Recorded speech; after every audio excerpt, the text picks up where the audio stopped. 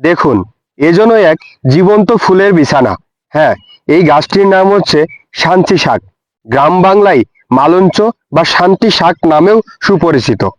শান্তি শাকে vitamin A, vitamin C, iron ও ক্যালসিয়ামে ভরপুর। শান্তি শাকের প্রধান স্বাস্থ্য উপকারিতা: হজম শক্তি, চোখের স্বাস্থ্য, পুষ্টি ও ঘাটতি পূরণ, দুর্বলতা, রোগ প্রতিরোধ ক্ষমতা বৃদ্ধি করে। শান্তি শাকে vitamin A, vitamin C, iron ও ক্যালসিয়ামে ভরপুর। শান্তি শাকে প্রচুর পরিমাণে খাদ্যযোগ্য আঁশ বা ফাইবার থাকে, যা হজমের সহায়তা করে এবং মল নরম করে, কোষ্ঠকাঠিন্য দূর করতে ভূমিকা রাখে।